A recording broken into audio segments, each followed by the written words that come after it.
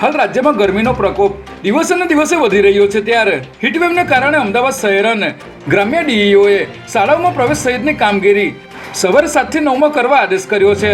સાથે જ પરિપત્રમાં કચેરી દ્વારા વર્ગ ઘટાડાની સુનાવણી તથા વિવિધ શાળાઓ દ્વારા જે પણ રૂબરૂ સુનાવણીની અગાઉની તારીખ ફાળવેલી હોય તે તમામ તેમજ તાલીમ કાર્યક્રમો બીજી સૂચના ન આપવામાં આવે ત્યાં સુધી મોકૂફ રાખવાનો આદેશ કરવામાં આવ્યો છે। અમદાવાદના નિકોલમાં રામદેવ એસ્ટેટમાં આવેલ લાઇટ પેલેસ નામના ગોડાઉનમાં આગ લાગતા અફરાતફરી મચી ગઈ હતી। આજે સવારે અહીં આગ લાગવાની ઘટના બનતા ફાયર બ્રિગેડની 7 થી વધુ ગાડીઓ ઘટના સ્થળે પહોંચી હતી અને ભારે જહેમત બાદ આગ પર કાબુ મેળવ્યો હતો। ત્યારે આ ઘટનામાં કોઈ જાનહાની થઈ નથી, પરંતુ આટલું મોટું ગોડાઉન હોવા છતાં ગોડાઉનના માલિક દ્વારા ફાયર એનઓસી લેવામાં આવી ન હોવાથી હવે ફાયર વિભાગ દ્વારા જરૂરી કાર્યવાહી કરવામાં આવશે।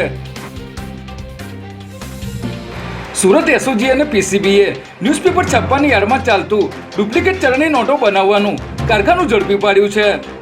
ઝડપાયેલ આરોપી ફિરોઝ શાહ સુરત હેરલ્ડ નામથી સાપ્તાહિક પેપર ચલાવે છે, જેની યાર્ડમાં ડુપ્લિકેટ ચલણી નોટો છાપવામાં આવી રહી હતી। ત્યારે પોલીસે 9 લાખના દરની ₹500 અને 200ની ડુપ્લિકેટ નોટો સહિત પ્રિન્ટર, લેપટોપ અને નોટોના ગ્રાફ સહિતનો મુદ્દામાલ કબજે કર્યો છે। જ્યારે સુરત હેરલ્ડ પેપરના સહતંત્રી ફિરોઝ શાહ સહિત 3 લોકોની ધરપકડ કરી પૂછપરછ હાથ ધરાઈ છે।